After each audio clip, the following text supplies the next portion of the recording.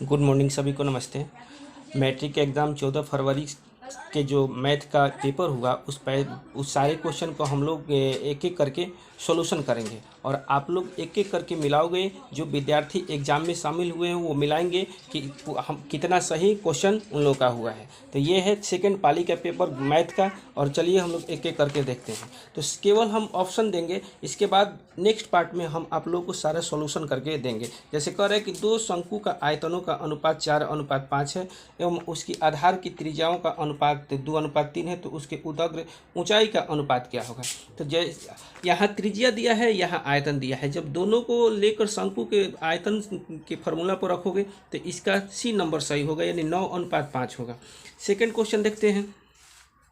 Second question है, कह रहा है कि यदि समानांतर श्रेणी में एनवा पद इतना हो तो उसका सर्व अंतर ज्ञात करें। एन की जगह पर 1 रखोगे, 2 रखोगे, 3 रखोगे, ऐसे करके घटाओगे तो इसका मिलेगा सर्व अंतर बी नंबर। आगे चलते हैं हम लोग एक एक करके जल्दी से क्वेश्चन ऑप्शन सारे देख लेते हैं कौन कितना नंबर कौन कौन से ऑप्शन सही है। आगे कह रहा है कि एक त्रिभुज के शीर्ष बिंदु का निर्देशांक इतना हो तो इसका केंद्रक का, तो केंद्रक निकालने के लिए क्या करते हैं, x1 x2 और x3 को जोड़कर 3 से भाग करते हैं, फिर y1 y2 y3 को जोड़कर भाग करते हैं। जैसे इसको जोड़ेंगे तो इसका डी नंबर आंसर सही हो जाएगा, 3 से भाग करेंगे। आगे देखते हैं, कह रहा है कि एक बेलन का वक्र पृष्ठ का क्षेत्रफल 264 मीटर स्क्वायर है तथा इसका आयतन जो है 924 cm स्क्वायर है, तो इसका व्यास और ऊंचाई का अनुपात ज्ञात करो। तो जैसे इसको हल करेंगे बेलन का वक्र पृष्ठ और आयतन को अनुपात लेकर, तो इसका बी नंबर राइट हो जाएगा। आगे चलते हैं हम। आगे क्वेश्चन है, कह रहा है क्वेश्चन है कि यदि किसी त्रिभुज के शीर्ष इतना और इतना हो तो त्रिभुज का क्षेत्रफल क्या होगा। तो जैसे त्रिभुज का फार्मूला का सूत्र रख कर करोगे तो इसका बी नंबर राइट हो जाएगा। आगे क्वेश्चन देखते हैं। क्वेश्चन है कि दो समरूप त्रिभुज, क्वेश्चन है क्या कि दो समरूप त्रिभुज की भुजा का अनुपात 4 इतना है, तो इसके क्षेत्रफल को कहते हैं स्क्वायर। इसका और इसका स्क्वायर करेंगे तो इतना, इसका डी नंबर 7 का डी नंबर आंसर राइट होगा। आगे फिर कह रहा है कि ABCD और DEF समरूप है और BC बराबर इतना है, AC बराबर इतना है, तो इसका क्षेत्रफल दिया है यहाँ 80 और तो इसका क्षेत्रफल पूछ रहा है। तो क्या करेंगे, क्षेत्रफलों का अनुपात जो होता है उसके भुजा के वर्ग के अनुपात होता है, तो टोटल कटाओगे तो इस तरह से आएगा 125 cm स्क्वायर, इसका राइट आंसर होगा। आगे हम लोग चलते हैं, क्वेश्चन नंबर देखते हैं 9। क्वेश्चन नंबर 9 है, करा किसी वृत्त की त्रिज्या 14 cm हो तो वृत्त का क्षेत्रफल क्या होगा। तो पाई आर स्क्वायर पर रख कर करोगे, पाई आर स्क्वायर वृत्त का क्षेत्रफल, तो इस तरह से कटाओगे तो आएगा इसका सी नंबर राइट आंसर हो जाएगा। आगे देखते हैं क्वेश्चन नंबर 10, कह रहा है कि यदि किसी वृत्त का त्रिज्या 14 cm है तो वृत्त का परिधि क्या होगा। तो वृत्त का परिधि जब कह रहा है तो वृत्त का परिधि हो जाएगा हमारा 88 cm। आगे क्वेश्चन देखते हैं। ये क्वेश्चन 10th बोर्ड का फेवरेट क्वेश्चन होता है, हर बार ये पूछते रहता है।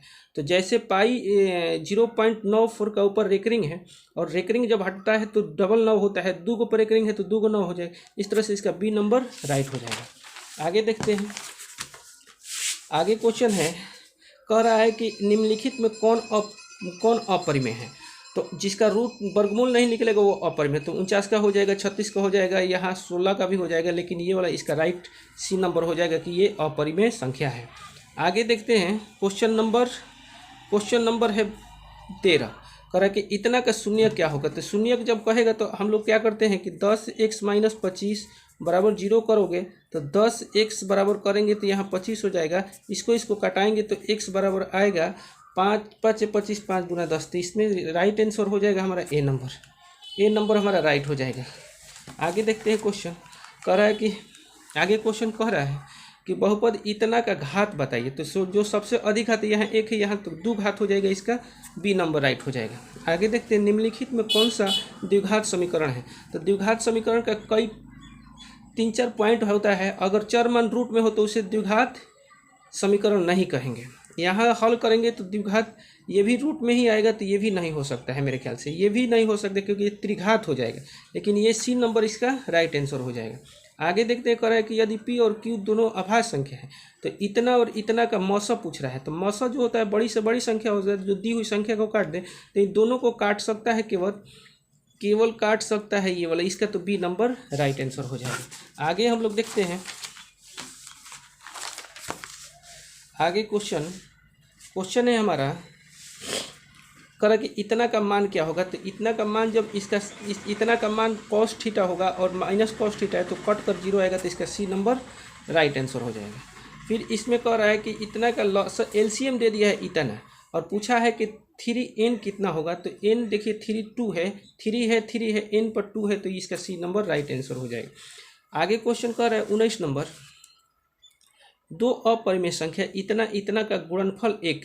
तो जैसे ही दोनों को हल करेंगे ऐसे करके +√3, फिर यहाँ करेंगे 3 -√5, दोनों को हल करेंगे तो इस तरह से हमारा आएगा 4 और 4 आएगा। तो 4 क्या है, इसमें से एक परिमेय संख्या है।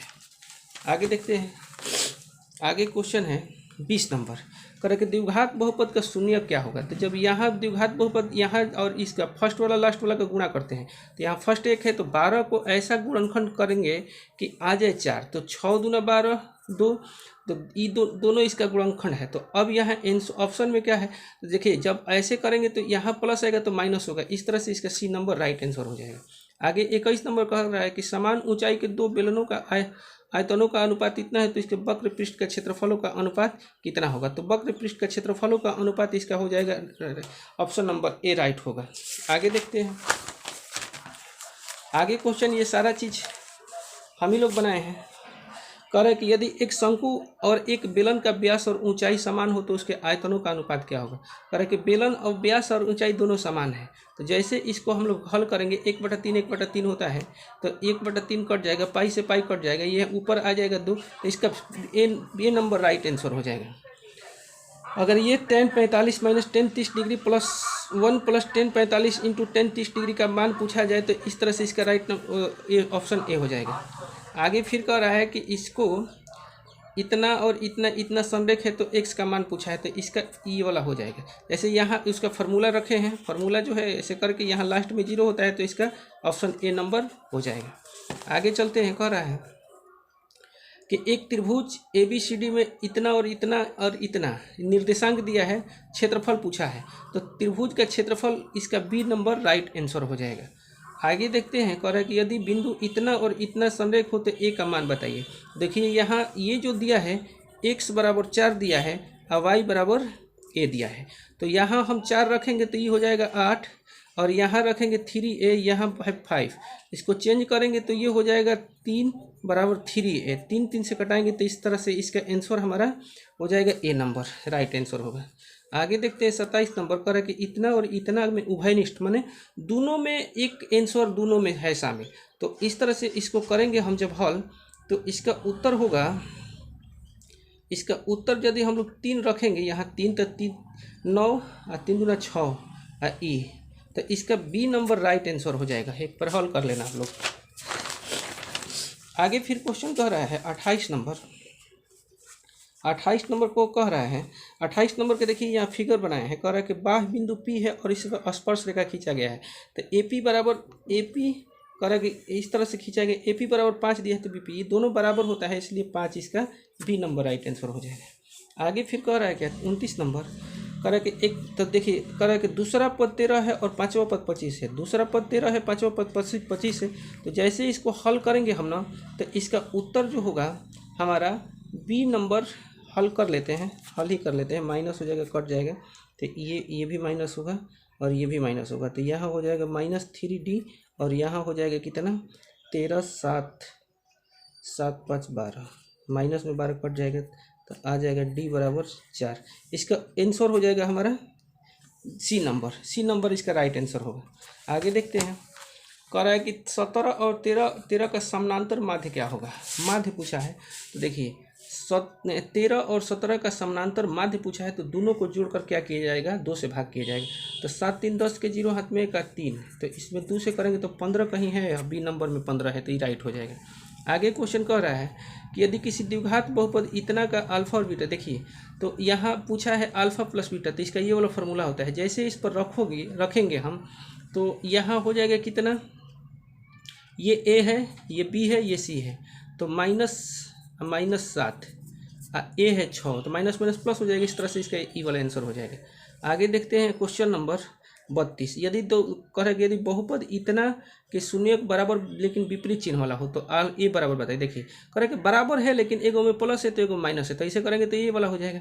और ये वाला ए है, बी है, सी है, तो हमारा बी कितना है, तो बी है ए, माइनस में ए है, ए कितना है, 1 है, यहाँ 0 है, तो ए बराबर तो शून्य होना चाहिए, शून्य ऑप्शन में है सी नंबर। आगे रखते हैं, आगे क्वेश्चन कह रहा है, क्वेश्चन नंबर हमारा 33 है। 33 में क्वेश्चन कह रहा है कि निम्नलिखित में कौन द्विघात बहुपद के शून्यक होगा। द्विघात बहुपद के शून्य का सूत्र एक बताया गया है आप लोगों को, ये वाला सूत्र x square minus alpha plus beta x plus alpha into beta. तो इस पर अल्फा प्लस बीटा 0 दिया है और ये दिया है, तो जैसे इसको रखेंगे तो ये वाला हमारा आ जाएगा, माइनस में है तो ई वाला बी नंबर राइट इसका आंसर होगा।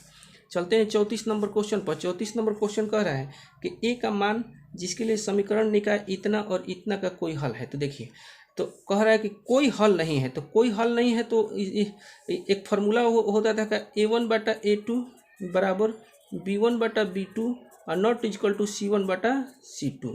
तो ये वाला दोनों लेंगे, दोनों जब लेंगे तो इसमें 4 आ जाएगा। ऑप्शन नंबर ए बराबर 4 कहाँ है, तो डी नंबर है, राइट आंसर हो जाएगा।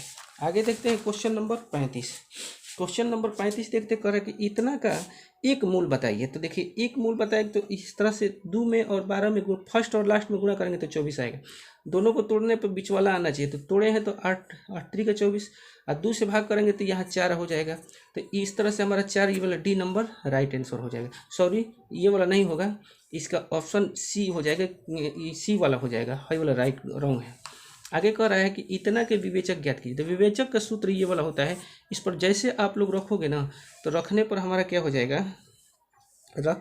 रखेंगे तो ये 164 हो जाएगा, इसका सी नंबर राइट आंसर हो जाएगा। ये सारा क्वेश्चन का सॉल्यूशन हम पहले कर लिए हैं, इसके बाद आप लोगों को बता रहे हैं ताकि जल्दी से वीडियो खत्म हो जाए। इतना अभाज्य गुणनखंड में 3 का घात क्या हो जाएगा, तो 3 इसमें 2 बार आएगा, तो ऑप्शन नंबर सी इसका राइट आंसर हो जाएगा। आगे देखते हैं 38 नंबर कह रहा है क्वेश्चन कह रहा है कि यदि द्विघात बहुपद के शून्यकों का योग और गुणनफल -3 और 2 है। देखिए अल्फा प्लस बीटा बराबर -3 दिया है, अल्फा इंटू बीटा बराबर 2 दिया है, तो कह रहा है कि ये वाला द्विघात बहुपद का सूत्र होता है, इसे आप लोग याद रखोगे। तो इस तरह से इसमें रखेंगे तो ये हमारा आएगा क्या, ये वाला हमारा आएगा, ये वाला बी नंबर इसमें रखेंगे तो आएगा हमारा बी नंबर राइट होगा। कह कि एक घात वाला बहुपद क्या होता है, एक घातीय बहुपद इस टाइप का इस रूप में होता है और उसको रैखिक बहुपद भी कहते हैं, उसको रैखिक बहुपद भी कहा जाता है, रैखिक बहुपद भी कहा जाता है। आगे 40 नंबर क्वेश्चन देखते हैं, निम्नलिखित में से कौन त्रिघातीय बहुपद का व्यापक है। त्रिघातीय बहुपद में सी नंबर राइट आप लोग लगाओगे। फिर यहाँ कर 41 नंबर कर रहा है कि माध्यक ज्ञात करें। तो माध्यक ज्ञात करने के लिए उसे आरोही या अवरोही क्रम में सजाया जाता है, और जो बीच में होता है विषम होगा तो बीच वाला, तो इसमें 5 बीच में आ रहा है तो इसका सी नंबर राइट हो जाएगा। आगे कह रहा है 42 नंबर कह रहा है कि इतना का बहुलक जो सबसे अधिक बार आता है तो 7 सबसे अधिक बार है, तो इसका डी नंबर राइट हो जाएगा। 43 नंबर क्वेश्चन करे कि वर्ग अंतराल इतना का वर्ग चिन्ह क्या होगा। तो वर्ग चिन्ह दोनों बड़का में छोटा घटा देंगे तो ये वाला हमारा ये नंबर राइट आंसर हो जाएगा। आगे देख लेते हैं, क्वेश्चन है 44 नंबर कह रहा कि वर्ग अंतराल इतना और इतना का वर्ग चिन्ह क्या होगा। तो देखेंगे क्या करेंगे, वर्ग चिन्ह पूछा है तो वर्ग चिन्ह इसका 3 हो जाएगा, बी नंबर राइट आंसर हो जाएगा। फिर कह रहा है कि इसमें इसका मान क्या होगा। आगे बढ़ते हैं, देखते हैं। कह रहा है कि यदि 4 लगातार विषम संख्या का माध्य इतना है तो सबसे बड़ी संख्या क्या है।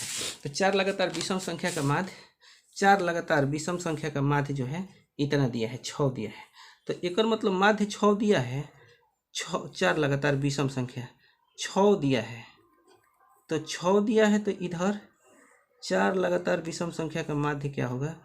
तो इसमें इस तरह से इसका बनाने का तरीका यही है कि एगो x करेंगे, फिर x + 2 करेंगे, फिर x + 4 करेंगे, फिर x + 6 करेंगे, अब बराबर 24। यहाँ 1 2 3 4, 4x + 6 4 10 2 12 बराबर 24। तो 24 घटाएंगे तो 4x बराबर कितना हो जाएगा, 12 हो जाएगा 12।